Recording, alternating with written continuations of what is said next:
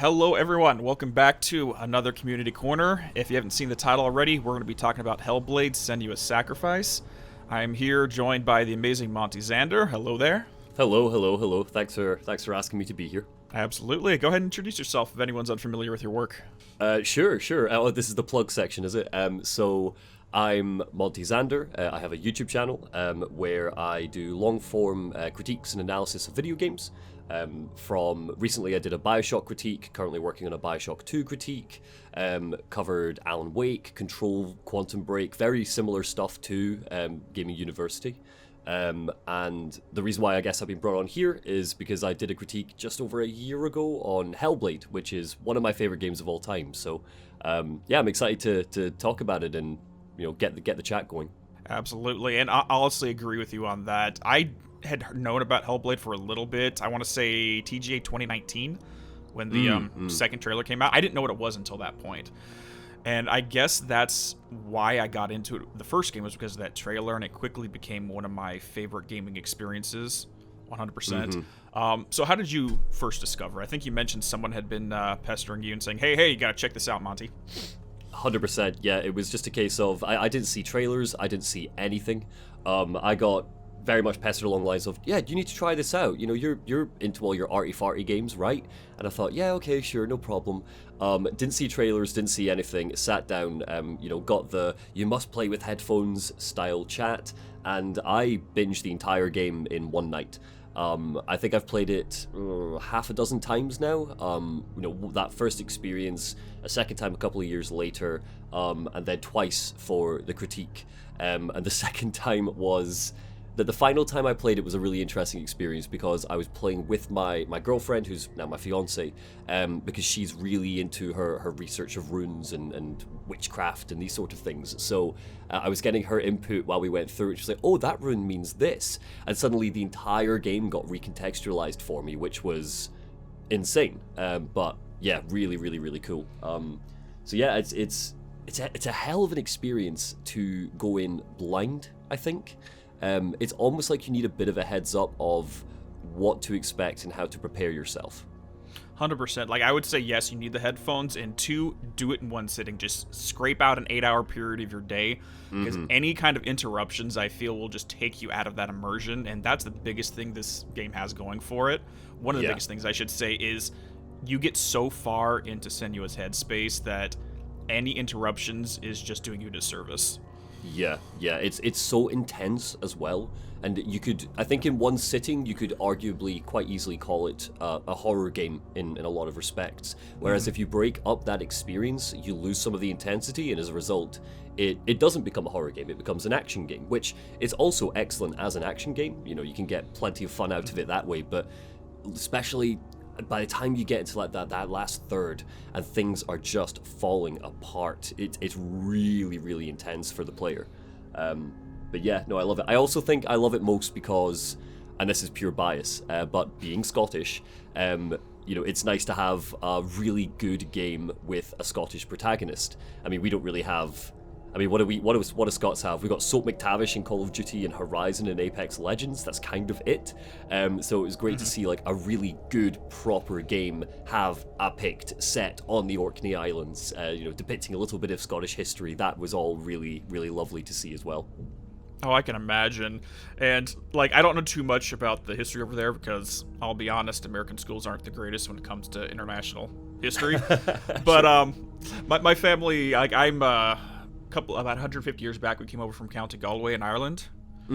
So both my parents' side, I have Irish Scot, is generally what I am. So it was nice, even though I don't have the cultural heritage, or not the heritage, but you know what I'm talking about. I don't have that. I didn't grow up in that culture. It's nice to see something from the Wayback Machine. To be fair, even for Scots, I mean, we're momentarily getting off tangent here, but even for Scots, Pictish history is something you learn about in, over here we have Primary 3, Primary 4, which was maybe you'd be at 7-8 years old. And you learn about it in the basis of they lived in huts and they hunted animals. And that's really the extent of it. I mean, our Scottish history for us, education-wise, starts at William Wallace and kind of ends at William Wallace. If it's not Braveheart, they're not really interested in talking about it. I think that's a shame, but again, it's very much a tangent. But anyways, let's get back on track. Yeah, so this game is the one, going back to you talking about your fiance and where her enjoyment came from this game. I was unfamiliar, like I should say I was familiar with like the Futhok and the runes and the philosophy, but I didn't know what it was at the time. This game is what got me to start studying that. Cool. And I love that about certain types of games where it makes you want to say, okay, that was a fun game, now let's go on the side and do other work involving it. Yeah. And move into the education part of it. But for my part of the story, though, so I mentioned at the Hellblade2 trailers when I first saw it, and this might be a really odd way to put it, but it's going to come back relevant later on when we get to that topic. The reason I picked the first game is because after watching the trailer, it made me sick to my stomach. Really? Like, it was legitimately disturbing to me, and I'm not ashamed to say that. Huh, yeah, no, I get that. And because I had no clue who this person was, why she was so angry, what's going on over here. And it just, like, literally, like, it was like, oh my god, what the hell did I just watch? And I was legitimately curious what about it is what disturbed me. So I said, okay, well... What was it? Well, all I gotta say in that is I picked up a copy of the game the next day, played through it, returned to the trailer, and it didn't bother me anymore. Really? Oh, I had a completely different experience to that. Even, you see it come up, Hellblade 2, having played Hellblade 1, you get very excited, oh my god, they're making the sequel, this is excellent, can't wait. And no, I was terrified watching the trailer after finishing Hellblade 1, because Hellblade 1 ends on such a optimistic, I guess spoilers for Hellblade, right? We don't really care about that with this conversation. That's pretty clear, I suppose. We're going to do a full game summary in a second, so it's fine. Great. And yeah, so you get to the end and it ends on such an optimistic note, and I felt sick to my stomach because it was a case of, oh, Senua, really? Again? You're back into this? Yeah, did we not already do this? Are you okay? So yeah, I think that first trailer is a hell of a way to announce a game. Just her chanting. Oh yeah, so we'll talk about it later. But yeah, when we get to the second game at the end, yeah, 100%. But yeah, it was just a weird experience because I don't know exactly what I can point to about what kind of broke loose while I was playing through that experience. But by the time, maybe it's just knowing the character, knowing the setting. It's the unknown of it that was disconcerting, but. Either way, so let's go ahead and get into the game summary itself. Let's just do a quick cliff notes. You want to take it from here? Oh, you want me to take it? Sure, absolutely. We can split it up. You do up to the bridge, I'll do after the bridge. Cool. Okay, so you are playing as Senua. She is, when we pick up, I won't do a scene by scene, but when we pick up, she's in a boat on her way into what we learn is Helheim. She has the severed head of her beloved Dylan with her, and there are voices speaking to her and to the player, welcoming the player into Senua's headspace. She docks the boat, says goodbye to the boat, meets up with a vision, potentially, of her old mentor, Druth, and he guides her through her journey, where she is facing off against numerous trials, on a journey to confront Hela and save Dylan's soul, essentially. I don't know how much further you want me to go into backstory or trials. I'm guessing you've got a plan to discuss them in a bit more depth. Yeah, we can discuss them as we go. It's going to be more of a free form if something comes, the stream of consciousness thing for the most of it. But the long story short, that's the premise of it, and it's her experience descending into the Nordic afterlife, sort of like Orpheus or Dante or any of those other myths, like Izanagi, for example, in the Japanese. It's a very similar motif thematically, and by the time we get to the ending of it, Senua has to learn the exact same story that Orpheus and Izanagi had to learn in their versions of it. The reality and the acceptance of death. Yeah, absolutely. And it's spoilers, but yeah. Yeah. I presume if you're listening to this, you already are familiar with the game, so.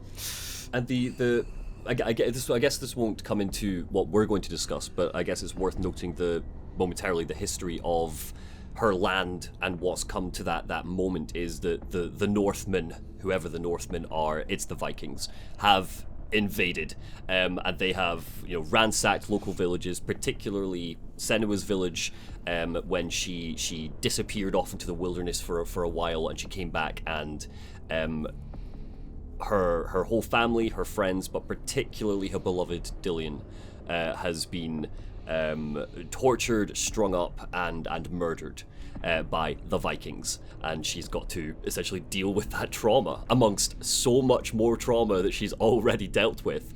This is very much the icing on the cake for her. It's just so good. It's just the absolute breaking point for her. And there's 2 points of topics I want to touch before we move on to more of the in-depth stuff. Is 1, the Furies, and 2, weirdly enough, Galena, her mother. Okay. So the first things first. So Monty mentioned at the beginning that she has voices. Senua suffers from forms of psychosis. She does have auditory and visual hallucinations. And so the Furies, you tell me if you have any other thoughts on it. But in my head, all of them are just representing her different inner voices of her own. It's not necessarily an external voice. It's internal. It's her own thoughts. Either the self-doubt or the encouragement or the self-depreciating or what have you. And because I remember listening to your critique on Hellblade, and remember you mentioning the voices in combat and their utility. I think I might disagree with that slightly. I think we're along the same page Similar. there, but I think that, I mean, you could argue that it doesn't matter. And again, I don't think either of us, maybe you are, but I'm definitely not equipped to psychoanalyze Senua in any sense. You know, the game tells you she has psychosis, and you kind of just trust that whatever the game tells you about that is probably accurate. You know, they consulted with those who suffered from psychosis in order to build Senua's characterization, but I think that the Furies, they are an extension of her voices. There are numerous ones, but I think that you learn about so many tragedies and moments of trauma in Senua's life that it's almost like she's been collecting these Furies as she goes, almost like these personalities. And the death of Dillian is the final one, which brings us. We're the final. Is always my interpretation is we are the final voice that she collects, or the latest voice, which joins her on that journey, because that is the one that makes her snap. But yeah, sorry, continue. I've just cut you off there. Oh no, you're good. You're absolutely fine. So like, I remember you talking about the utility of them outside of combat versus inside of combat, and I just want to fast forward to their voices right when we confront the mirror at the Gate of Hell. Right at the end of the game. So you remember that they basically got to the point where they were fearful, saying, no, don't do this, because if you die, we die, right? Yeah. So that's how I perceive them in combat, is the reason why they don't try to trick her or anything is because they're invested with her surviving right now, too. But the second she's out of combat, it's, okay, well, let's go back to business as usual. That's a really solid interpretation that I'm now kicking myself that I didn't consider when I wrote the critique, because in my critique I do make the point that it's, perhaps they could have made the Furies a little bit more unreliable, you know, have them call out and say, they're coming from your left, when the enemies are really coming from her right, or whatever. But in hindsight, that is a really good justification for why they don't do that, which I much prefer to. So what I'm saying is, you've made me take back a point in my critique, so thanks for that. No worries. So the second point is talking about Galena. Now, it's implied that I don't want to say she suffers from the same psychosis as Senua, but she does see into the spirits, into the afterlife. She sees things on the other side of the veil, so to speak. For sure. That's basically a given. Now, do you think that she has the same type of auditory hallucinations, that kind of psychosis symptoms? As well? I think so. I mean, again, it really depends on how realistic you think the game's portrayal is. One of the things I do know about psychosis is it can be genetic. That this is primarily just through association, really. Both of my parents are mental health nurses, so they've learned quite a bit about this. So I mean, you'll know far more than me then. Do not take my word as gospel here. It really was, hey guys, do you know anything about this? And they explained a little bit about it.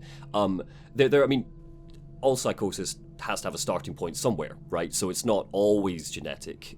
You could argue perhaps that Senua's isn't, but I do think that the way that the game presents Galena is that Galena was murdered or sacrificed because she suffered from the same issues that Senua did, and her father ended up sacrificing Galena. And Senua really puts a lot of emphasis on how her mother taught her to deal with the voices and deal with their problems. And as soon as that safety net of her mother and her mother's therapeutic position in Senua's life is taken away, Senua just crumbles. You know, again, it's just one of many, many horrible things that happen to Senua that just forms this, I don't want to say broken, but this broken woman by the start of the game. This characterization for just the characterization. I think that's the nice way to put that. But because what I would like to see, and I don't think we're ever going to really get to visualize it in the gameplay in the sequel when we get to it, but how was Senua's psychosis defined and exhibited before the death, the sacrifice of her mother, and then after?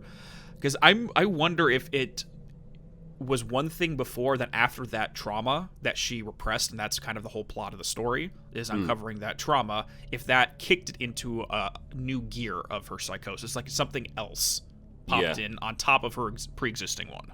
Well, it's interesting, right? Because I think Druth makes a couple of comments to her when he comes to her in visions, and whether or not these are memories of Druth or her own, you know, figment that she's created. And I think Druth makes a couple of comments just along the lines of, you know, that the voices were always there, Senua, sort of thing. You know, but how prominent they were, you know, were they always talking to her? Or was it just at certain moments in her life she would hear a couple of the Furies and then they would go away again for a couple of days? But you're right. I do think that we find her at her most shaken up. I think we find her when the Furies are most consistently speaking to her. I don't think it's ever as bad as it is at the start of the game. But at the same time, we know that her father beat her and tried to beat the voices out of her, in a sense. We know that Galena helped her with the problems that she had, but we just don't know how dramatic it was. Yeah, it's interesting. Yeah, because I can see it how there's multiple benchmarks or milestones throughout hers. Again, birth up to Galena's death, and then Galena's death up through Dillian's death. And I think each one of those tiers just kind of like kicked it up to another gear as we went through. And yeah, it's like Ninja Theory couldn't pick a trauma, you know, not in a bad way, but it's almost like, it's like, you know, leave her alone. Do this. Leave our poor girl alone. She's been through enough. Now we're gonna kill off the mum. Oh, okay. Yeah. That's terrible. Okay, so moving on to the next topic here. So one of the things that I absolutely loved about this, and it's something that I was talking about in literature in general, I was mentioning it a couple nights ago when I was streaming Ghostwire Tokyo, is the importance of characterizations and its relationship with the setting and the events that's going on. Now, in Hellblade, and I also do a lot of work on Psychonauts, they have the exact same thing where you see the inner world of the protagonist as you go through it. So not only is the setting something that's very visually interesting, but it is a direct reflection of the unconscious and the characterization of Senua herself. And it's, considering we have the Norse mythology background setting, so going back in time a little bit in the plot, when Senua meets Druth out in the wilderness, he begins to tell her all about the Norse myths and the Norse gods, and even some other folklores. I think there's some Danish folklores with the Valravn, for example. Yeah. Which just stands out to me. On a side note, I don't know why that's the only one that's not part of the major pantheon. It's odd, anyways, isn't it? Yeah, sorry, yeah. It is sorry, odd. my brain just went off on a sidetrack. But what I'm interpreting is the reason why this particular delusion characterized itself the way it did is because she had those stories going on in the back of her head, this mythology. And I don't know about you, but when I go out and like watch a movie or read a book, you can start projecting stuff from yourself onto the stories in an archetypal sense. Yeah. Where you're picking up on little tidbits like, oh, well, that reminds me of this. And I think the reason why everything appears to her in these mythological terms is because she's relating those myths with her personal situation. I mean, we're talking about one of the rune gates before going into the tower had to do with Baldur. Yeah. About the gods not accepting death, for example, and that's literally word for word the experience she's going through. Yeah. It's the same with Cert as well. I mean, if we're talking kind of more grandiose themes, why does she pick, you know, she goes through many trials, but the two first trials you face are Valravn and Cert. And why those creatures, you know? Valravn is a bit of a different beast altogether. I think we could talk about him and Druth shortly, but Cert specifically, I remember thinking, oh, she must just like really hate fire. The deal must just be that maybe she witnessed a village burning. You know, this is why she hates it. And then it all comes full circle when you get towards the end, and it's like, no, her mother was burnt at the stake, essentially. Of course, she would summon the fire god as one of her visions to battle against. Of course, that would be her first choice. You know, she's not going to be interested in fighting Odin or Thor. Surt is the representation of the death of her mother. Which I just think is, really, really interesting. Valravn, similarly, I think, it is. Valravn's so odd because he's not a Norse god. He's a creature, he's a mythological being that there's so many parallels between Valravn's design and Druth's design. You know, to the point where you've got the tiny crow in Druth's headdress, you've got the feathers that he wears. She combated Valravn in the wilderness while Druth was training her. So it's more just her. I don't know. I think that's always going to be a bit of a blind spot for me. And if you've got anything to add, please do. Of why Valravn is, aside from the fact that he conjures the illusions, which is important for the psychosis metaphor, but Valravn's odd. I don't know if I can really pinpoint what it is about Valravn that makes her want to battle him again and fight him again, other than that she references that she fought him once while she was, you know, undergoing a psychotic break in the woods. So she needs to relive that battle once more. But it's a funny one, Valravn. So, like, I don't know if I'm correct on this one. I do have a video on Valravn specifically, but how I looked at it is it's basically the physical embodiment of the self-deception for her. Oh, okay. Yeah. Okay. At least that's the angle that I went with it. Whether that's accurate or not, I don't know. This whole game's interpretive, so yeah. We can make out of it whatever we feel like. But again, I agree with you. Surt is probably the most relevant one on multiple levels. Yes, because it has to do with the death of her mother. I also think running through the fiery town is also a reflection of Druth's experience when he was escaping from the Northmen. Oh, I like that. Yeah. So I think there's multiple tiers to this whole story, but on top of that, Surt is the giant that crosses the Rainbow Bridge on Ragnarok to go to war with the Asgardians, correct? Or the Aesir. Yeah. So he's basically in similar context to be starting the apocalypse situation or the revelation situation, right?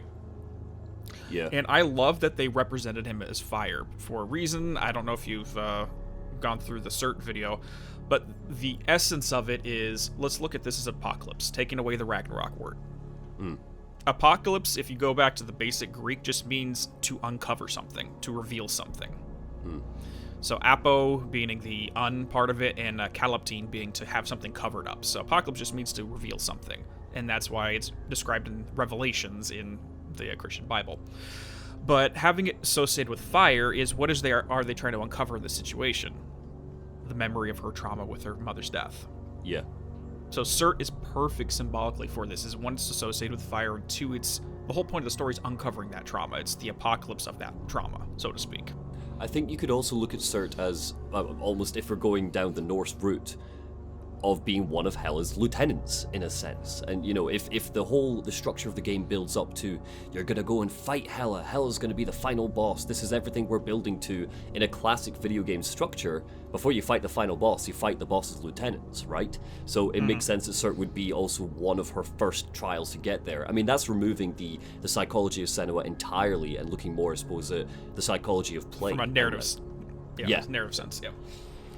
But yeah, no, that's interesting. I love Surt. Surt's horrible. Like, probably the first point where I think it really scares the shit out of you is Surt. The sound design of that fire, the screams, it's a lot to power through, especially if you've got the headphones in by that point. Because that's when the Furies, I don't know if you probably have, that's the first moment when the Furies start to be quite violent in what they're saying and quite negative, and, you know, you're going to die here, you know, some of them are screaming at Senua, and that is the first moment that happens.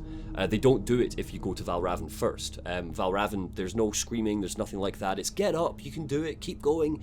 Surt is the first time that they start to give in and they start to be more anxiety inducing than they have been at any point prior in the game, which I always thought was quite interesting. Interesting. Probably because it just triggers her trauma memory. Yeah. Just the image of the fire itself. That makes sense to me. And, oh crap, I had a thought in my head and I just lost it. Oh, sorry. Oh no, you're good. You're good. Yep, I'm not even gonna bother. Nope, that's fair enough. Nope. I'm notoriously bad at that, to be 100% frank. Oh, me too. Without a drink in me, I can barely keep a one conscious thought at this point when it comes to podcasts. So that's just lore dump rotting my brain. Oh, jeez. Okay, sorry. I need to do a sidetrack on this. Sorry for anyone listening to Hellblade. I need to sidetrack this. So, have you ever watched that? I don't know if you got the History Channel out there. We do. Yep. There's a series called Drunk History. Yes, I love Drunk History. Drunk History is amazing. Yes. And seriously, that's all I could think of when I was watching your guys' stuff. It's just like, you know what? Why is this not a thing? Why don't we have drunk gaming? Straight up, absolutely. I would watch the shit out of that. Yeah, it's always the way because we do them just because it's so difficult to get the three of us in one room. So typically it is, a Saturday and a Sunday. They arrive at 10 a.m. We start with a couple of cups of coffee. We power through to about 10 p.m. back in the next day to try and finish as much as we can. Because the recording sessions are so long. So it does get to, 10 p.m. We're coming up towards the end and all of us have just drank consistently from about 1 p.m. And it's just non-stop. And it's just the way it is. The drinking culture in Scotland is exactly what the stereotypes say, trust me. But fair.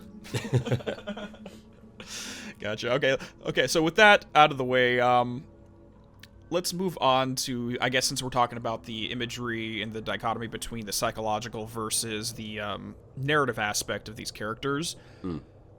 The biggest question that I've seen in the community all around is all of this a delusion or is all of this real? And that's something, again, it's very interpretive.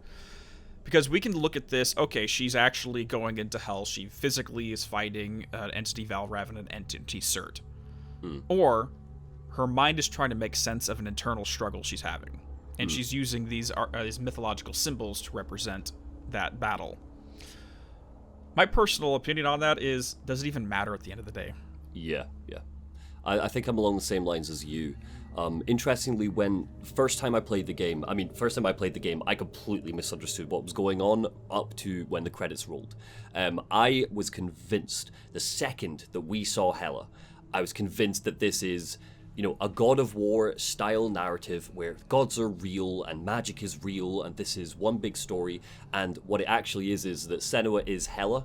And I don't mean that in the metaphorical sense that the game tries to hammer home. It was this is like a prequel. This is like how Hela was created in Norse mythology. She was Senua and then she became Hela. Was convinced that's where we were going with this. Completely misunderstood the entire concept up to the first time I played, which was fun to have that theory going until I picked it up the second time, and then it was, oh wait, no, I've completely misunderstood this. I think that, and again, we'll have to talk about the sequel shortly, but I think the sequel might give us a bit more of a foundation to have a conversation like that. Because if she's seeing more creatures and more things, and if other people, like we're seeing in the gameplay trailer, are also seeing these same creatures, surely then some of it is real. But you could also flip it on its head and say, well, she's journeying, if it is real, she's journeying into Helheim, and as you would imagine in most mythological stories, there is going to be your own trauma is going to be represented back to you if you're going into hell. Hell could be just whatever you envision it is, and it will reform itself to project that back to you. You could also argue that. But I agree with you. I don't think it necessarily matters. I think that the beauty of the game is you can get the same experience, really, out of both interpretations. Yeah, and I think even from a design perspective, trying to... Because of the subject matter and the sensitivity of it, I don't think the game designers would try to say, yes, it's all delusion, or B, it's all real. Yeah. I don't even think that'd be a message they'd try to put through on this. The point is, it's real for them. Yeah. And that's the important takeaway. On that topic, though, so let's just say, for argument's sake, which I think I'm 50-50 on it. But the point of Helheim is if it's like other afterlives where they're basically a mere reflection of your own trauma, it's kind of like the Dark Place, for example. Yeah. I would almost argue Helheim would be very similar to the Dark Place within the Remedyverse situation, where it literally scans, for lack of a better word, your unconscious and then projects it out there as a form of art, because that's what the Dark Place is. Yeah. So like that's a lot of mythologies use that. I know the Greeks use that with the Acherusian Lake experience, and in other parts of it, like the Archangel Uriel, for example, it's intended to be a mirror. You look upon that angel, it reflects back your own sins. So it's the same stuff. Very similar themes. But the idea that, okay, the ultimate Turing test in this situation is if we put Senua and a random average Joe, and I'm going to call him Harold because there actually is a character Harold in the sequel trailer. Yep. Yeah. If they're looking at the same thing, do they see the same thing? Oh, that's a really good point, because I suppose if you take, well, Harold as the example then, right? Imagine Harold has grown up around Greek gods, for argument's sake, you know, rather than Norse. Does he see different types of gods, different types of beings ripped from those different types of mythologies? Yeah, that's a really, really good point. Because again, we will talk about the sequel shortly, but they're fighting a giant in that gameplay trailer. They are collectively throwing spears at something that is absolutely gargantuan, and they all seem pretty united on the fact that there's a giant and we gotta kill that giant. And we'll talk about where the game might potentially be set in a bit, but you're right. I think that you could argue that Hellblade inhabits a world where some of these myths are real. And you could argue perhaps that Valravn is almost the biggest wink and nod that the designers are trying to give you, which is there's weird shit happening, there are mythical beasts in this world, but sometimes the mythical beasts that Senua is seeing are not the ones that actually exist in this world, they're her own projections.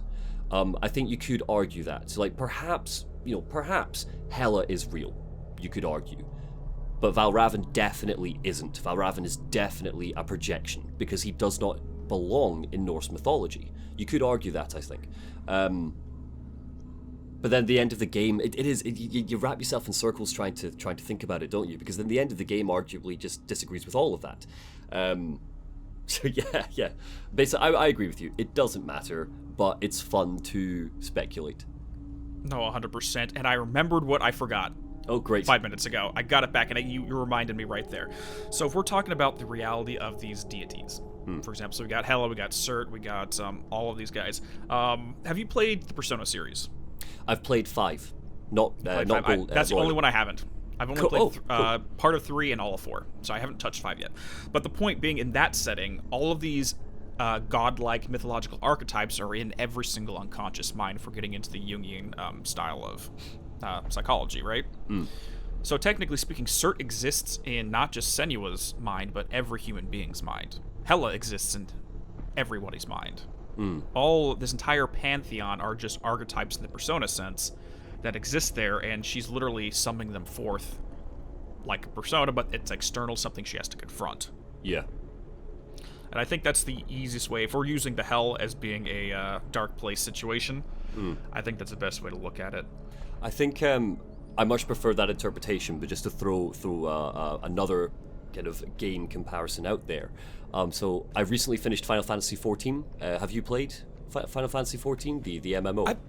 I've played a little bit of it back when a couple years before I got started on this channel, so when I had free time then, so no, I haven't played it yet, though. No, I'm really glad I finished it. I finished Endwalker, rolled the credits on Endwalker about 3 weeks ago. I'm really glad I finished it. I don't know if I could recommend it to anybody if they are not well into their JRPGs and their MMOs. There's a lot of shite in that game, there is. But regardless, so one of the things, tiny little spoiler for Final Fantasy XIV, one of the things that you learn relatively early on in the story is these godlike creatures called primals, which are your bosses, essentially, in the game.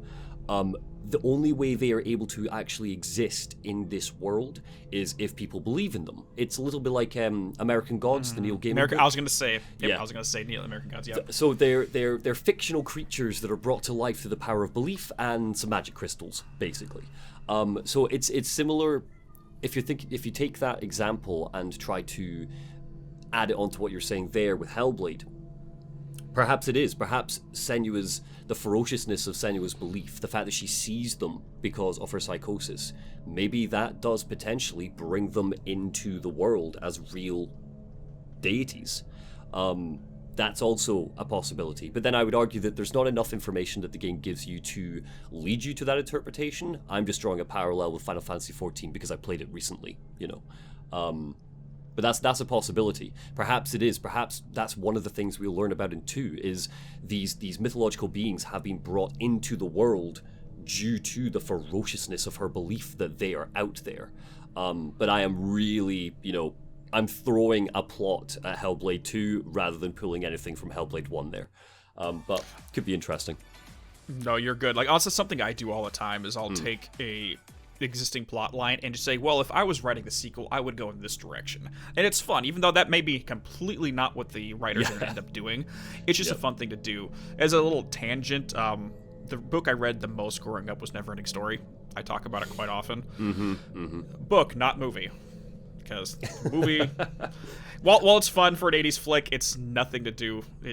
I've seen the movies. I've seen 1, 2. No, I've seen 1 and 2. I've never read the book. I actually didn't even know it was based off of a book until this exact conversation. So there we go. I'm going to be buying it. Yeah. Well, the second movie, ignored. It's trash. The first movie, it's for what it includes, it's perfect, but it skips like 50% of the story leading up to it, and it ends at the halfway point of the plot. The book goes all the way through to completion. Anyways, but there's a trope the writer does is he'll start up a plot line, and as soon as the chapter ends, they're saying, okay, well, Bastion keeps going on past this, but he uses the line, this is another story that shall be told another day. So there's an example of, like, the belt that makes him invisible, right?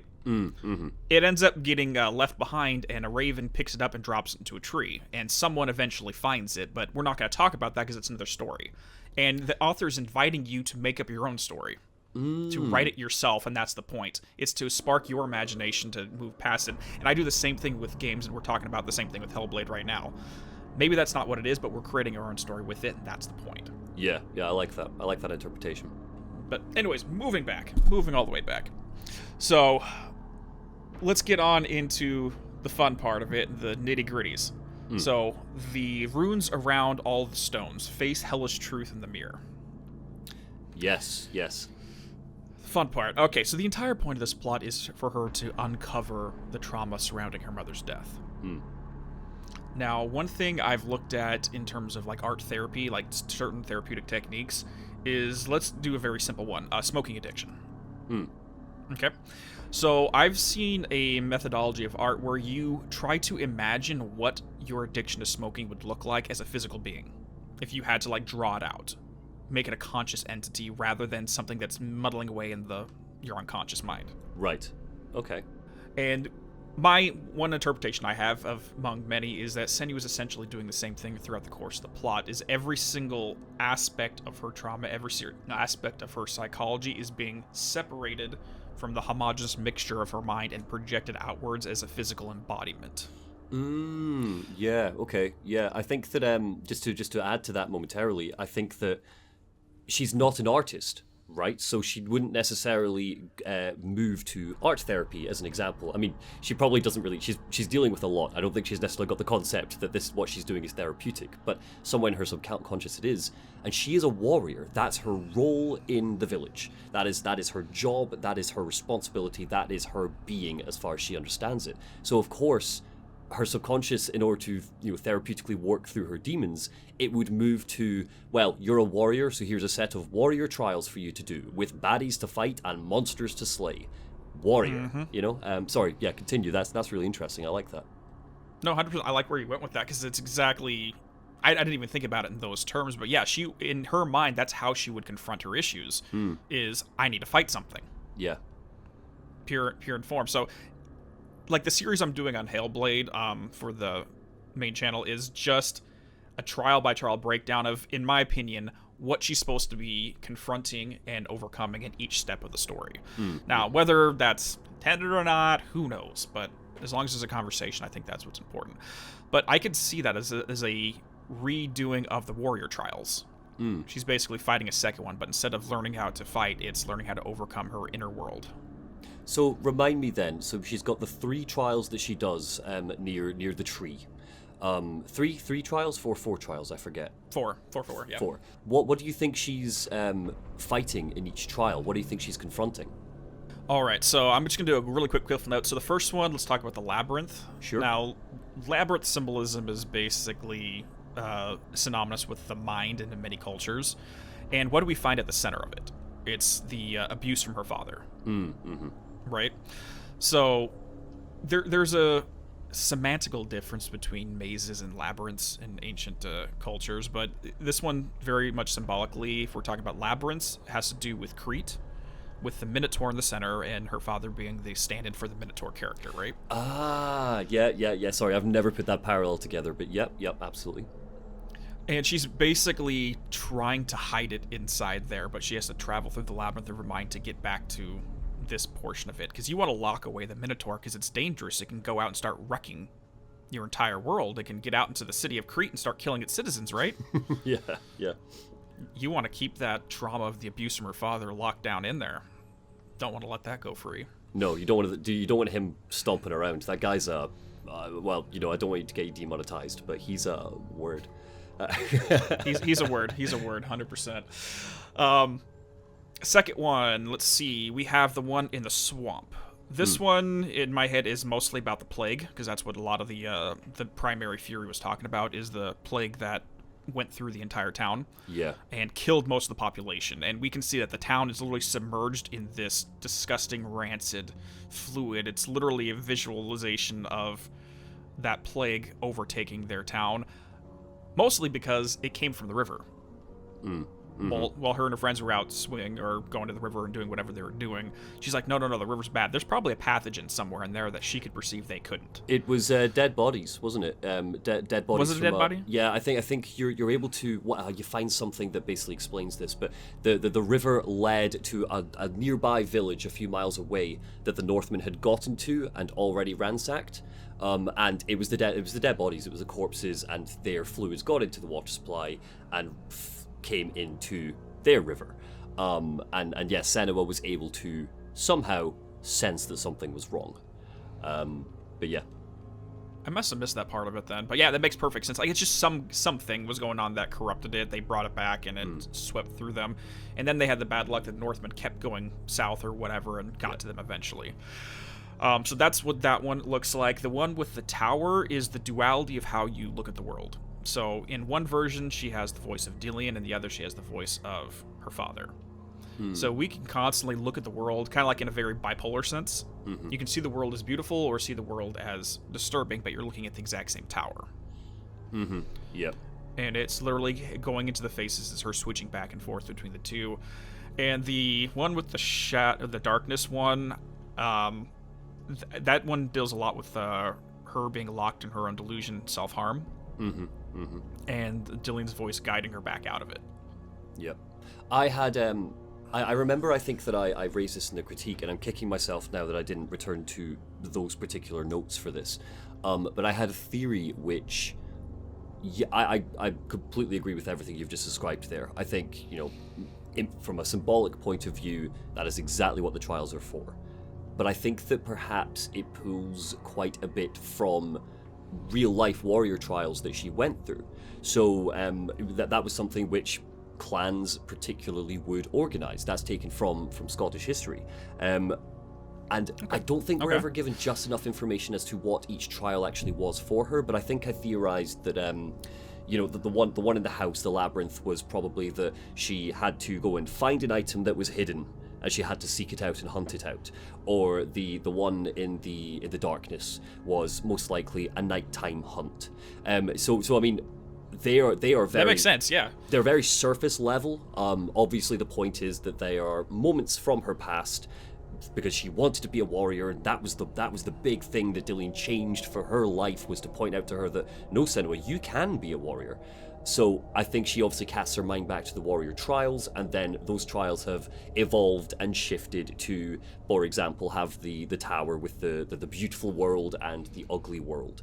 They've been transformed to give us the symbolism you just described. But I think the foundations, the basis of each trial is most likely something that happened in her life, most likely particularly the trials she went through. The physical trials that she had to go through to become a warrior and claim that title. Just because, again, it's something that the clans would typically do. They would have these this structure in place that you'd have to follow, and it's like task 1, task 2, task 3. Yeah, sorry, I've just reminded myself that I covered that in the critique. Yeah. No, I remember it. It makes perfect sense to me. I think a way to specify it is the warrior trials from her history is the canvas, and the symbolic changes now that she's in hell is the paint put on top of it. Yeah. Oh, that's good. That's really good. Thank you. Yeah, it's a very simple, but like, yeah, I agree with you. The warrior trials is the foundation, and then it's slightly tweaked to fit her current situation. Yeah, yeah. But yeah, no, I love that idea. That's lovely, honestly. Because let's be frank, that's how the mind works a lot of the time. It's especially if you're dreaming. It's the reason why I love the game so much, is that really, I mean, you can scrape something off the top when analyzing it, and suddenly you just fall down a rabbit hole for every tiny aspect of the game. It really feels like they overthought so much of the game, so that we have so much to think about ourselves. 80% of the fun of Hellblade, I would argue, is after you finished it. And you start going, ooh, what does this mean? Oh, that's really interesting. Yeah, it's just, I love this game. Oh, dude, 100%. Yeah, like when the sequel finally does come out, I've already told my community I will not be streaming this blind because that will do everyone a disservice. Agreed. This is for me first, and then we'll stream it afterwards. Yeah, 100%. You don't want to ruin that for yourself. Especially having to keep one eye on the chat, or someone posts a funny meme or something in the middle of like a really intense, deep moment. Yeah, I can't imagine possibly trying to stream it. No. Yeah, no, this has become a very personal story and experience for me, and I know you could probably feel the same. Yeah. In that situation, but 100%. Before we get on to the Hellblade 2 situation, I wanted to run it past you, and you might have some insight because of the employment and the background your parents have. Do you think that this type of storytelling with the video game medium, whether psychology and games can be, I'm probably rambling, that games can be crafted to take the player on a psychological experience as a therapeutic technique?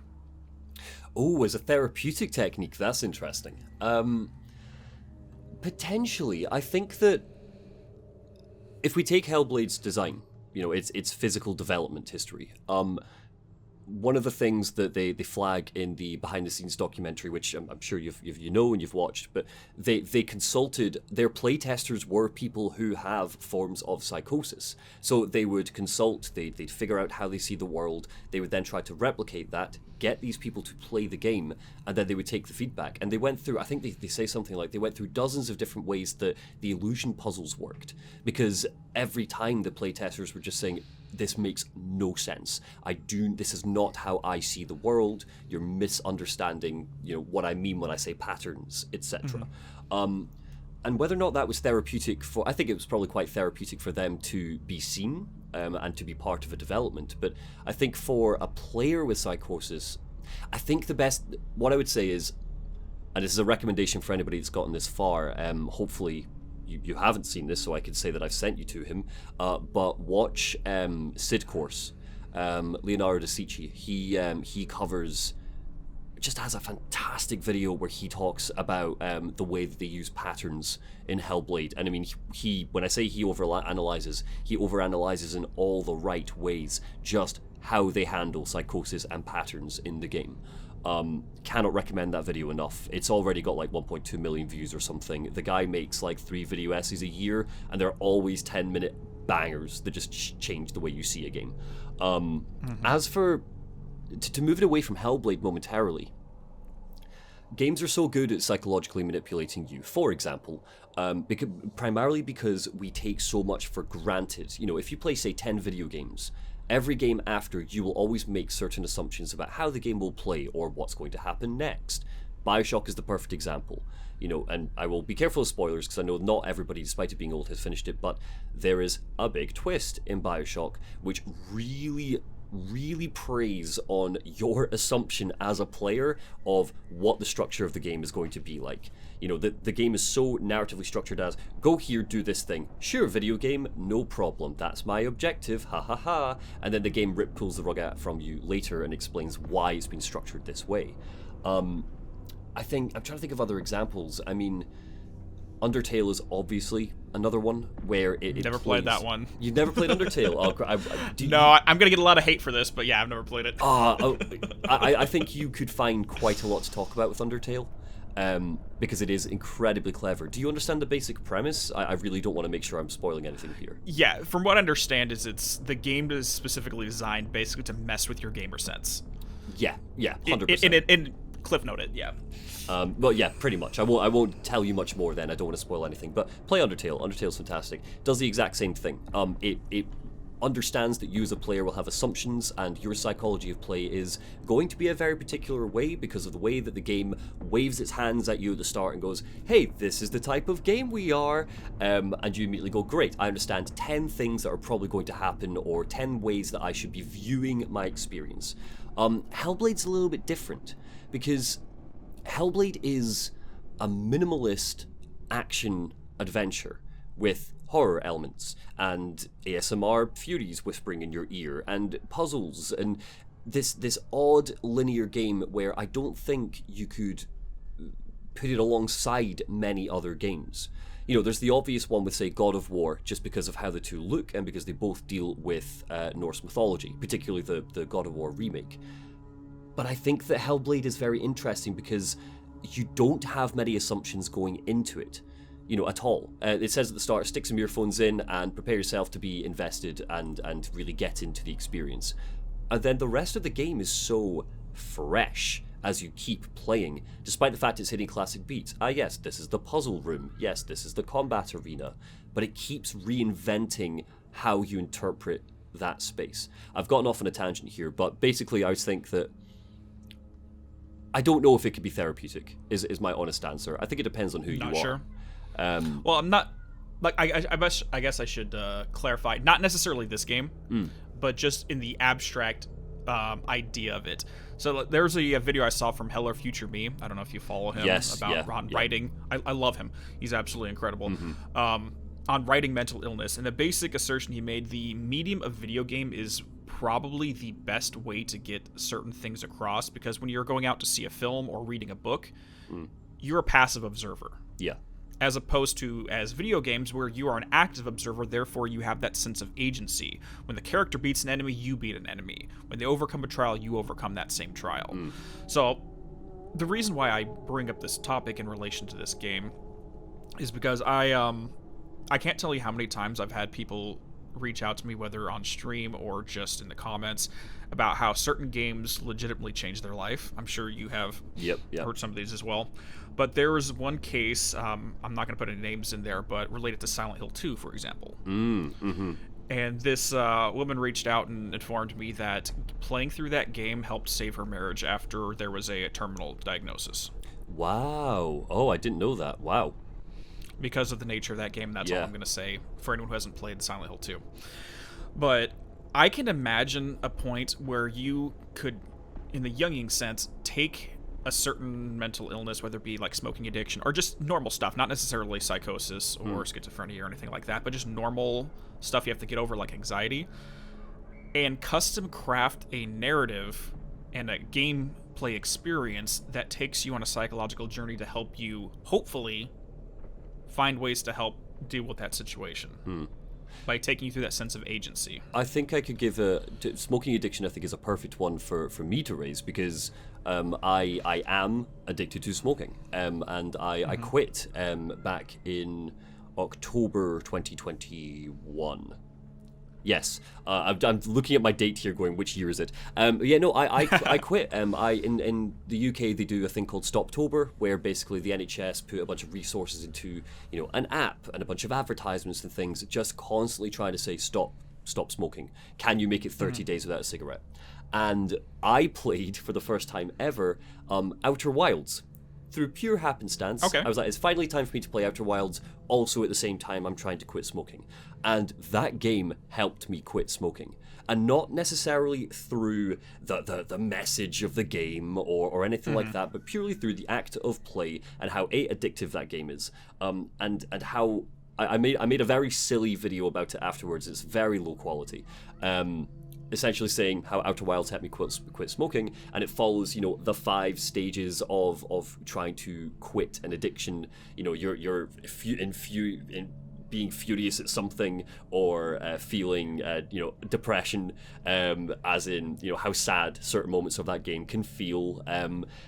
And through the act of play, through the act of engaging with something, immersing myself in something, and being a game which made me so inquisitive about itself and about how it plays and about what it's asking me to do, that did help me overcome smoking. You could also argue that I became addicted to a video game instead of being addicted to smoking. That's probably what happened. Whatever works. Exactly, whatever works. right, exactly. But I think that's definitely what happened, but through the nature of that game and how it asks you to be an active participant, uncover the story. We are not giving you anything here. You must literally get in a ship and go and find the story. Where is it? We're not even going to give you a clue. That activity, that active participation helped me overcome smoking. So that's probably the closest I could give you as a personal anecdote. But yeah, so I think we can see it. Yeah, it's like, because what I'm thinking is like anything that could be solved through, like, say, for example, talk therapy, which there's an entire line of psychiatry that works with that, is whatever process the psychiatrist would normally take with their patient, essentially trying to custom craft that experience, but through a piece of art instead. Yeah. So it's kind of like, I don't want to say mass production, but you have to be very careful, in my opinion, because one of the things that I do my best when I talk about psychological things in gaming is don't put out a bad message, because you don't know how it could be interpreted. Yeah. That'd be the danger on that, to play my own devil's advocate there. But so I don't even know if some people might take that not be as responsible as others, and I'll just leave it at that. Yeah, understood. Yep. But I think one anecdote that I personally do whenever I have something that I need to take care of is Journey, if you've played that. Oh yeah, love Journey. Love it to bits. So what I try to do with Journey, it's a quick 2-hour game for anyone, especially if you've already played it. But what I'd recommend is, if you have anything, sit down, start the game up, look at the mountain out in the distance, and just meditate on something you wish to overcome in your personal life. Doesn't matter what it is. It can be mental, it can be physical, it can be like, hey, getting a new job, whatever. It doesn't matter what it is. And meditate on that idea the entire journey up to the mountain, and interpret everything in that game through that lens. I love that. That's really, really nice. So you're literally taking yourself on a psychological experience. Oh, we have all these fallen graves here. This is, how did these people fall? How did they fail in this situation? Oh, we're down beneath the city and we have this thing chasing us. What, on my journey to accomplish what I want, would this metaphorically be a stand-in for? And you're basically just meditating and taking yourself through, how do I accomplish that goal? I wish I could say that my experience with Journey was anything close to that deep. I spent 2 hours going, oh, video game pretty. Oh, video game pretty. Oh, pretty. Well, that was my game. first that was my first 3 playthroughs of that game. I agree. Yeah. Oh, music nice. Oh, music. Anyways, sorry, we've been sidetracked way too long. Yeah, Let's sorry. move back. Yeah. But then again, stream of consciousness, we're good. So with all that out of the way, Hellblade 2. Oh yeah, baby. This is the fun part. Yeah.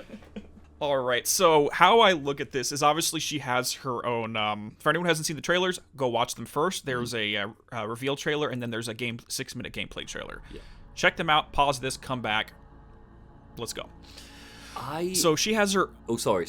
No, I had a question for you, but if you're giving a quick summation, do that, and then I have a question for you towards the end. No, go ahead. Well, basically, where do you think the game is set? Do you, that's my big question. I think that is going to be the foundation of a lot of questions I don't even think we will know before we play the game.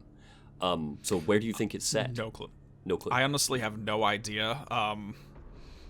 Like, in terms of the geography, I wouldn't be able to tell you what it reminds me of, because I don't know the area very much. You'd know a lot better than me. Out here, the only thing I see is deserts. I don't think it's in Scotland. I don't even think I think she's left her island, and I think she's in Iceland. For a couple of reasons. The first is that they visited Iceland, the development team, prior to making the game as part of pre-development. We don't know why, but they did. The second is there's a volcano that erupts, and if you're looking at they're not, staying 100% historically accurate. But if you're looking at the timeline that they set up for when they claim this game takes place, a volcano erupts within that century. in Iceland, and it's this huge, devastating volcano that basically just cropped up and cocked up Iceland completely. So Interesting. my thought is probably that Hellblade 1 ends. Senua goes off into, off back to civilization, finds a new village, does whatever she does after she comes to terms with Dillion's death. And she reunites with a new village, this strong warrior queen, basically she's just fought a bunch of gods, so she's pretty strong in some sense, even if it's just mentally.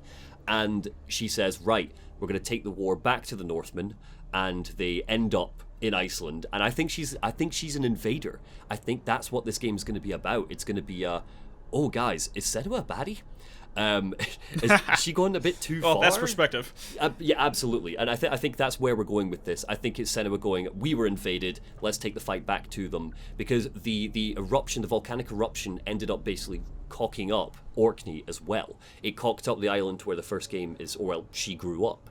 That volcano caused just this whole environmental eruption in the ecosystem, and people died off just due to the smoke, etc., etc. And I think that Senua comes back and goes, guys, they're sending evil smoke gods to us, or something along those lines, and we are taking the fight to them. I think it's going to be a bit of, what happens when you follow a leader who is so in their own head and has such one sole single focus. I mean, I'm pulling that from, a very vague knowledge of when a volcano erupted, the fact they went to Iceland, one scary trailer where she's chanting, and a gameplay trailer where she's fighting giants with people.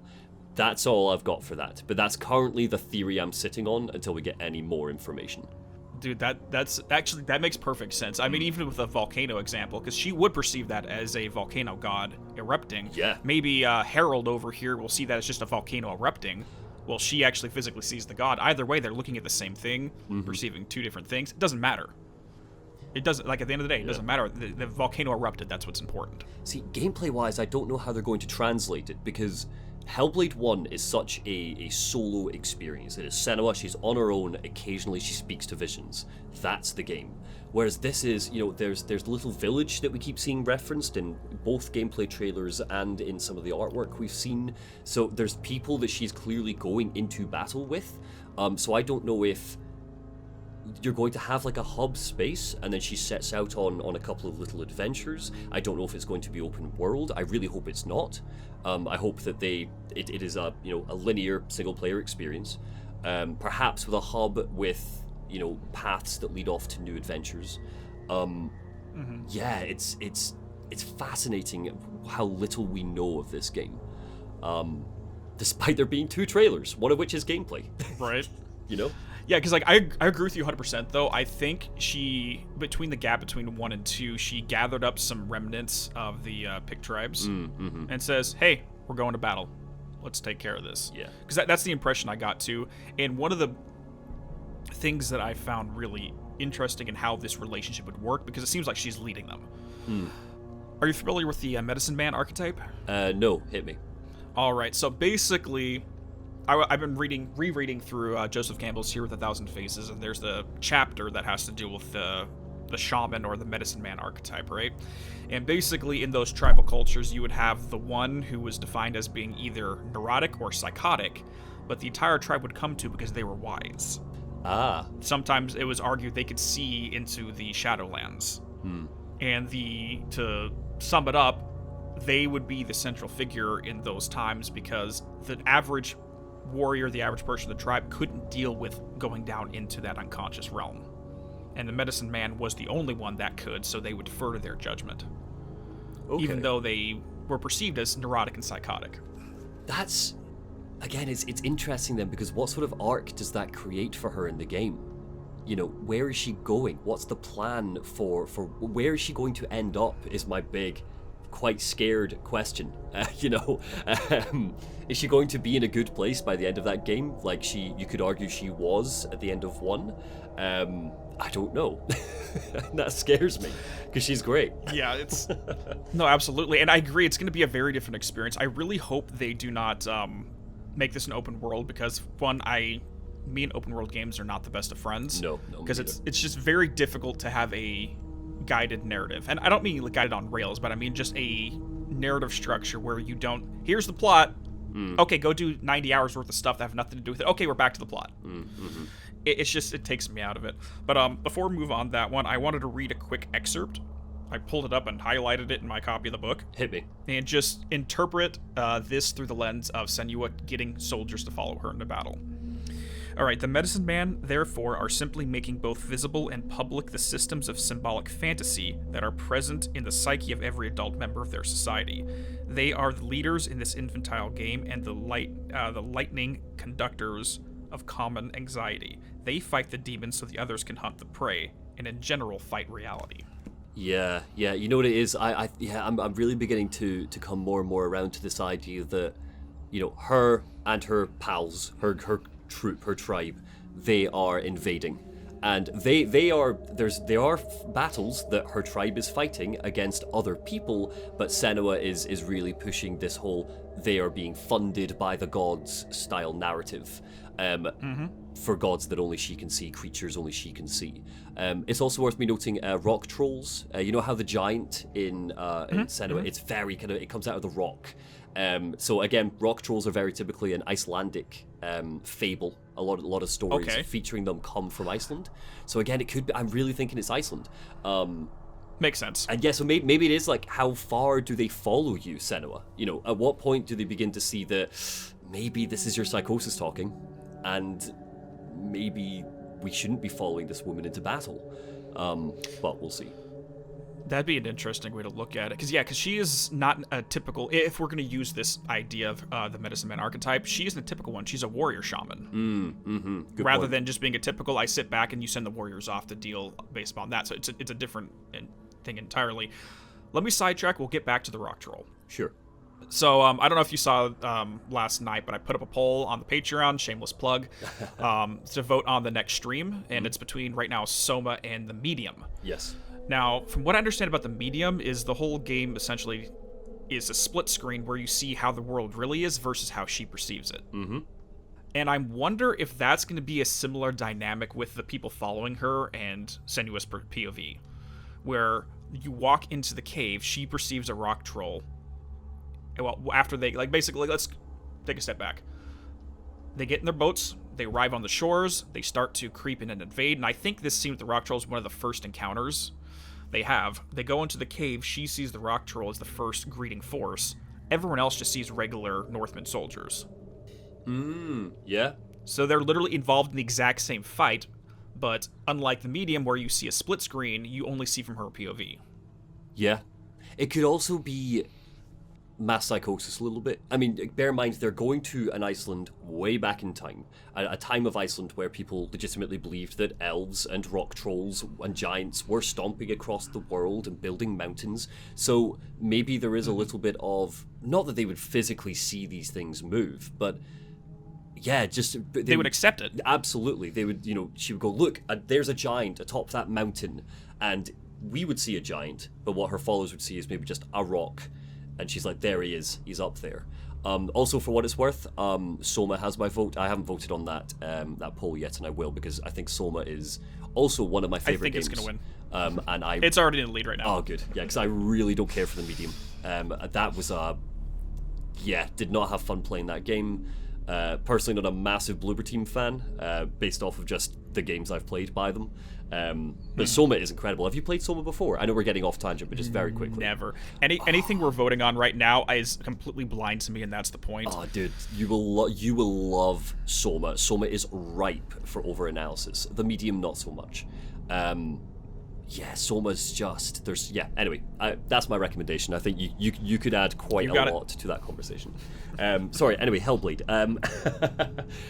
I do think that's where we're going. That's my theory. She's an invading force. I think that hopefully it will come to the point where, that arc could end in multiple ways, but I think it could be a case of perhaps Senua, it's time to go home sort of conversation, or it could be Senua, you have led us to victory against an evil tribe.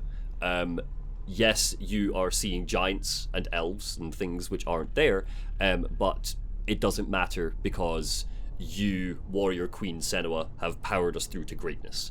But I think that might be quite a very depressing end if that's where it comes to. Because if they are an invading force, how do you merit that as being conscionable, you know? But we'll see. It'd just be a thing of pure revenge, and no one's ever said that she can't be a rage beast when she wants to. No. But I think, okay, if I was writing this, taking what you just mentioned, if I was writing this, how I would handle it is you'd have a diverse cast of soldiers following her. Mm-hmm. Some would blindly follow this, like, oh, there's a rock troll over there. Yes, let's go take care of it. Yes, I'll follow you to this. I'll follow you to that. And other ones would question it. Basically have every permutation of that conversation. Yep, the medicine man told me that there's a rock troll. Let's go deal with this. Let's follow this. I'll follow you to the end of the earth and into hell and out itself. Other ones, they may be on board with that, and over the course of the story get discouraged and start disbelieving what she sees. Others may be like spies, or like just like have a, I don't want to say pseudo spiritual political commentary with every way to interpret her view of the world, but at least have a couple different voices. Would you anticipate that gameplay would influence anything there? Do you know, would choices matter in that sort of sense? Whether or not you playing as Senua listen to your followers in any capacity, or do you just see this as characters which are forces of nature for Senua to argue with, or debate with, or agree with? I'd say more forces of nature. The only reason why is because, at least from the first one, it's a very guided experience, and if they gave you choices, that means that the story could change based upon those choices. Yeah. And I think that would kill the point.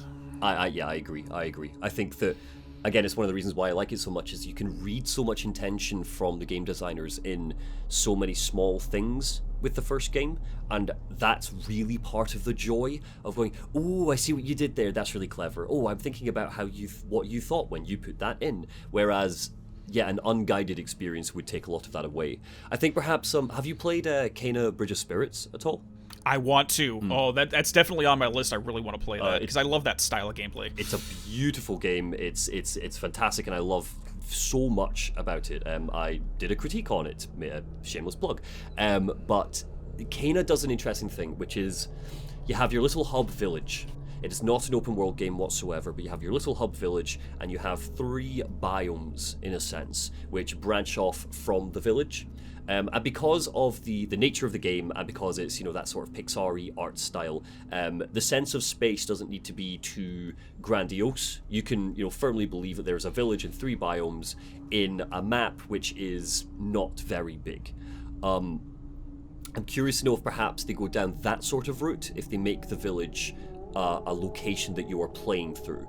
You know, perhaps you go back and visit. Perhaps, I mean, I don't know if I would want this, but perhaps they introduce some RPG elements. Again, all of that stuff, I don't mind it so much as long as it doesn't detract from the storytelling, because the storytelling is what makes Hellblade 1 so powerful. If you've got things like, you know, go back to the blacksmith in your village, Senua, and upgrade your sword. Sure, oh God, but I don't want it. That's too gamey for me. Yeah. Which is not, there's nothing wrong with that, but not here. In this case, I don't want it to be gamey. Now, what I'm thinking is, if we're going to use that village as the hub, how I would write it is they get to the shore, they invade, they take down the rock troll or the advanced force, whatever, however we want to interpret that, and they set up a military base camp. And that's basically where they're going to be, their staging areas, and then they're going to proceed out from there. But they're always going to use that for bringing in more resources from the offshore, for example. And this is just kind of like the hub where all their military stuff is strategized, and then they move outward from there. Yeah, that's fair. I like that. And I think that'd be fair. And even if we don't actually go back there ever in the game, we just establish that's what this is and then move past it. Yeah, I think that's sensible enough. You know, I think perhaps that entire section from the gameplay trailer, you're right, it's the opening, it's just to get you in the mood and in the vibe and introduce what's happening. I think that but you know what it could be, if we're being really, you know, if we're really just projecting nonsense onto the game now.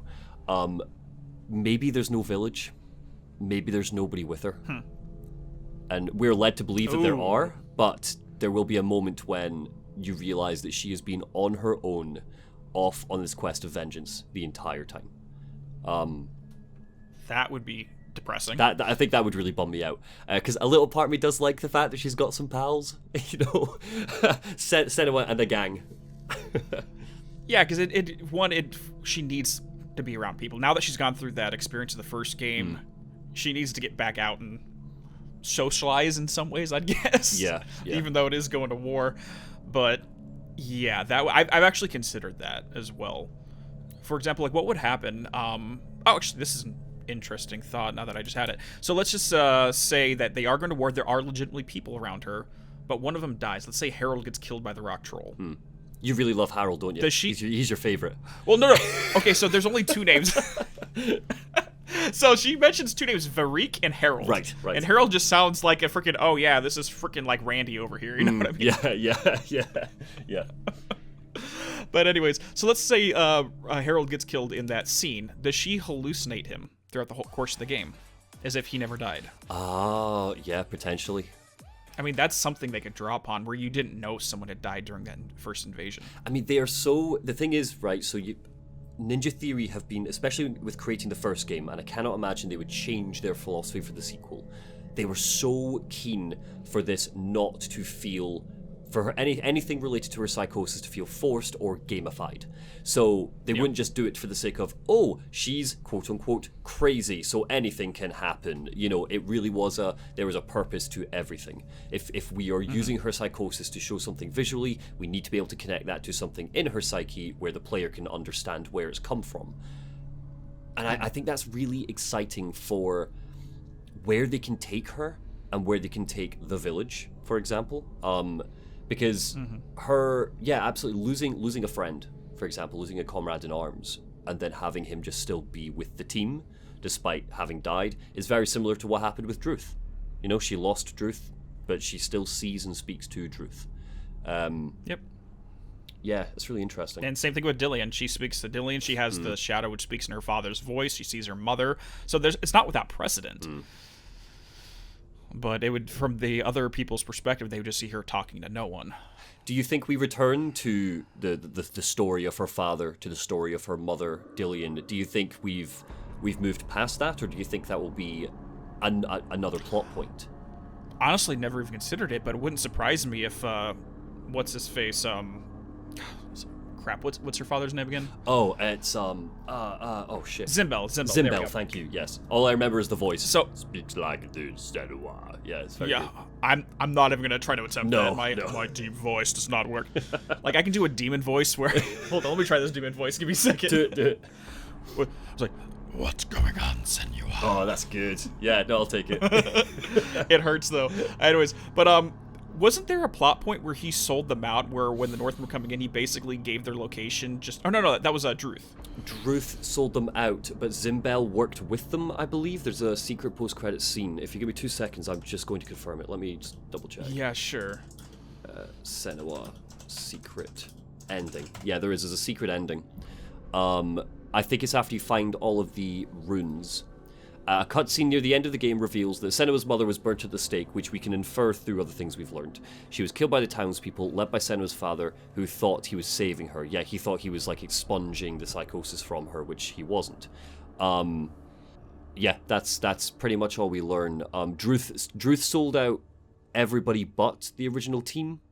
The original village, Senua's village. He sold out a bunch of other villages, and he never forgave himself. If you find out the lore stones... you learn that... no, it doesn't tell me much here. But I'm pretty sure, yes. I mean, Zimbel's a bad bloke. To his dying day, that guy did a lot of messed up stuff. And I'm pretty convinced that maybe he sold out Dillian's village, I think. Not his own. Because if you remember... you just broke up there a little bit. Oh, sure. You just broke off a second. So I think if I remember this rightly... just repeat that, yeah. Sure. Zimbel's village is a different village from Senua's and Dillian's village. They were neighboring villages, and Senua left to go and live with Dillian. And then she went off into the wilderness. And Zimbel would come quite regularly to visit, because he had a bit of an iron grip over Dillian's village, because Dillian's father was the head of that village. So I wouldn't be surprised if there is something somewhere that tells us that Zimbel sold out Dillion's village rather than his own, if that makes sense. But I may be wrong.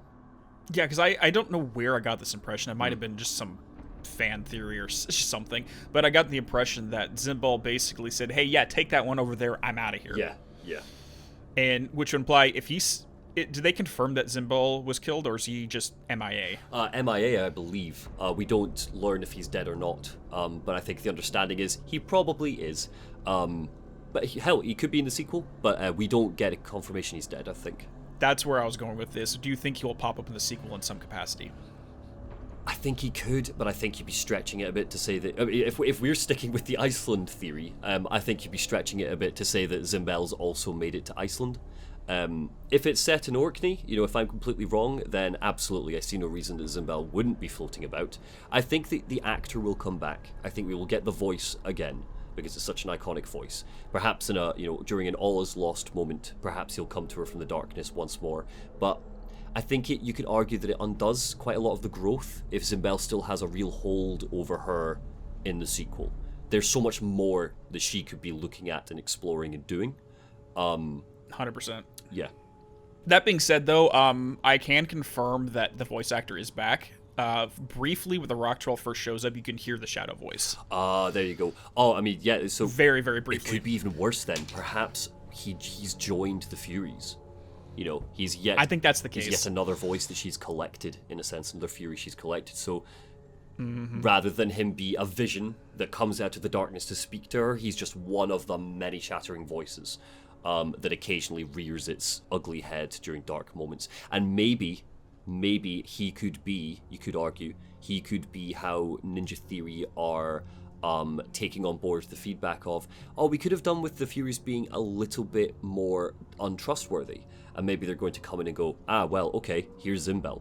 Sometimes he might be fucking you over, pal. Yeah.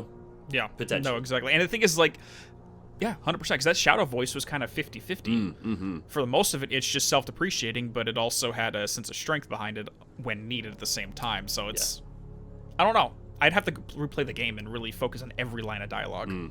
Yeah, I mean, everything the Furies say are... Some of it really is just throwaway dialogue, and other little snippets that you get are building into lore and things that you need to be aware of. They reference Druth and say, don't trust Druth.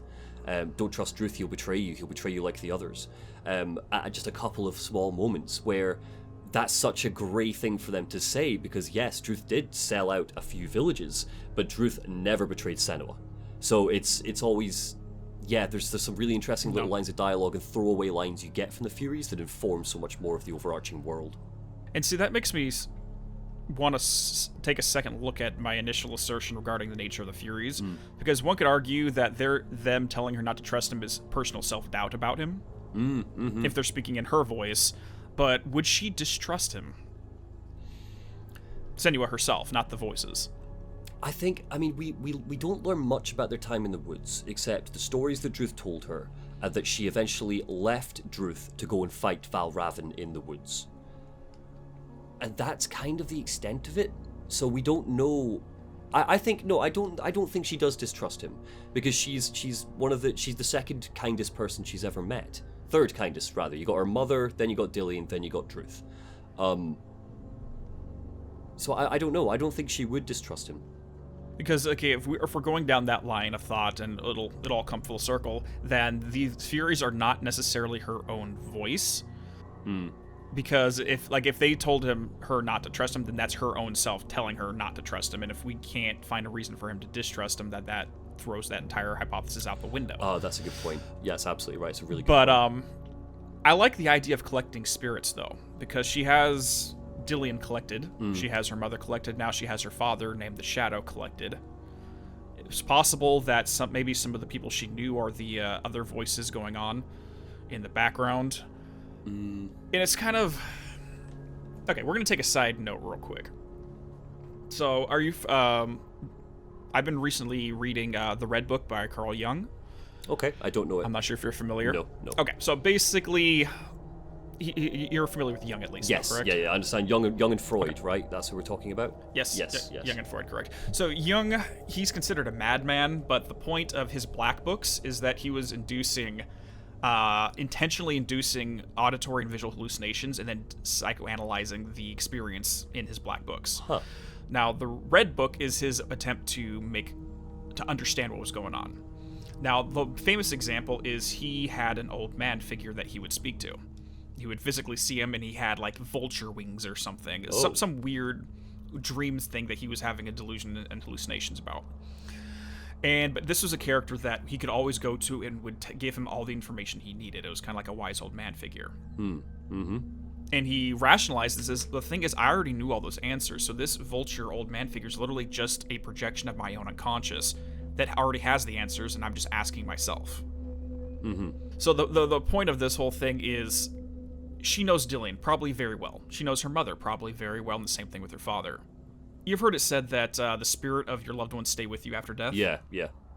Because you have such an image of them in your head that you know exactly how they would react in a certain situation. So technically, their voice and their spirit technically stays with you, depending on how you want to interpret it.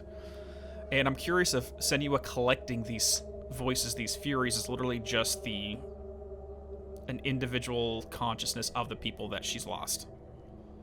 And they just stick with her and talk to her. I mean, would that potentially then, if we follow that line of reasoning, you could argue, potentially, and I don't think there's enough evidence necessarily for this at this time, but you could argue potentially that Senua has early forms of DID, or multiple personality disorder. Perhaps when she's speaking to Druth, that is her, projecting this other person, one of her personalities. I think someone far deeper into the well than me could possibly look at each of the types of furies and assign them the roles that we typically hear about in conversations relating to DID, the protector, etc. I think that's a really interesting angle to take. I don't have enough to confidently really project too much on it at this time, but if we're taking, your line of reasoning there, you could argue that. Just because she has psychosis doesn't mean she doesn't also have some other form of mental illness which the psychosis is informing, whether it's bipolar disorder, whether it's DID, whether it's something else. But I don't know. Maybe I'm being a bit too pulpy with that. Senua sees people. I have no idea. Yeah. That's a real potential. Again, I think we're gonna get more information, I think, about what she is. Whether or not the developers are ready to diagnose her in the sequel, I don't think they ever would. I don't think they should. No, I agree. Because I think that kills a little bit of the purpose. But it comes back to this theme that we talked about at the very beginning, is, does it really matter one way or another if it's all that, or if it's legitimately the spirits are staying with her? Like, the Druth we see in the first game, is that actually his ghost in hell, or is that a memory of him? Does it really matter, though? Because the same information is being conveyed, the same emotions are being felt. Not to quote Morpheus from The Matrix or anything, but what is reality other than how we perceive it? Yeah, absolutely. Yeah. Very good. But that's about it. But I think, anything else you want to say on Hellblade 2 before we wrap it all up? No, that covers everything for me. I'm psyched. I bought my PC just for Hellblade. Well, no, I didn't. I bought my PC so I could edit videos and make stronger quality content, but the reason why I invested in a gaming PC was so I could play Hellblade when it comes out. And I'm buzzing for it. Can't wait. No joke. I bought my Xbox Series X just for it. Oh, I love it. Yeah. I blew out $1,000 just to get Hellblade. Amazing. But yep. So I'm gonna go ahead and do at the end here. I'll throw in a plug. What video do you want me to recommend? Ooh, can I take two if that's okay? One as many as you feel. Fab. So I think the main one that would be best for your audience would be the Bioshock critique that I recently did. It's just over 2 hours. We look at Bioshock through the lens of Ayn Rand's work. Spoilers for anybody listening, I am not an Ayn Rand fan, don't worry, I'm not an objectivist. And we essentially look at it as through the lens of Atlas Shrugged. I had to read all of Atlas Shrugged in advance of the video, and there's a lot of that in there. So I think that would be best for your audience. Yeah, it is. It's a big book, and it's a boring book. The second one, I think, would be just if you're looking for something light and fun. I have a series, Noobus Humanus, where I quote-unquote make my partner, now my fiance, play certain types of games. We've covered all of the Souls and the Souls-esque games, Bloodborne, Sekiro, Elden Ring included, and we've now transitioned over to different types of genres. So I recently had her play Apex Legends. It's a really fun time, she's hilarious as always, and I break down how these games teach new players how to play, essentially, by using her footage and her moments. And that video is done really disappointingly, so I'm going to give a big plug to that, if that's okay, just to give it a little boost. Absolutely. Actually, I've already watched that Apex one, and I'll be coming from the perspective of someone who has never played it and doesn't really have a taste for competitive shooters. It's a fun watch. Oh, I enjoyed it. No, it was actually, I very much enjoyed it, despite not being interested in the game. I do think I picked the wrong game. It's as simple as that. My audience are not interested in Apex Legends. That's totally fine. I love it. But I love the video, though, so that's going to be my little plug there, too. Thank you. I'll take it. But yeah, so yeah, it's been a while since I think the last one I played was Overwatch for like a month. Oh yeah. I tried Overwatch and I could not get into it. It just didn't clang my bells, you know? Yeah. Gotcha, 100%. So I want to thank you so much for taking the time out of your still Saturday, right? I think it's still Saturday. Oh yeah. Over where you're at. So thank you so much for taking this time. I'd love to do collaborations in the future. Yeah, I'd love to. If you have anything, even just picking my brain on stuff, I'd absolutely love to get involved. I think the second that we get, you know what it's going to be like, man. You're going to be busy and I'm going to be busy when Alan Wake 2 comes out, because we both adore that character equally. But oh my god, if we could find some time to do that, I think that would be really, really special. I'd love to cover that with you. Sounds like an absolute plan. Yeah, when that game comes out, no joke, I will be on stream crying a little bit. I'm not going to lie. Yeah, me too. Unashamedly so. Like, even my trailer reaction, you could tell, I was just like, oh, fuck. He's coming, baby. Where's Mr. Scratch? What's he doing? Yeah, cool. It's funny. And before I leave this off, I just want to get this one last little thing in there, because I think it's funny as hell. So, Alan being stuck for a decade in the dark place, I kind of made the parallel between Aqua being stuck in the realm of darkness for 10 years. Yeah. And I have... Yeah. I'm like, these two characters are the exact same thing. There's a reason why I called it Alan's Decade in the Dark for that video, is because that's how they refer to it in Kingdom Hearts 3 with the hashtags about Aqua, Decade in the Dark. Oh, I didn't know that. Oh, that's interesting. Cool. So, like, that's literally just a little Easter egg for my Kingdom Hearts fandom. But anyways...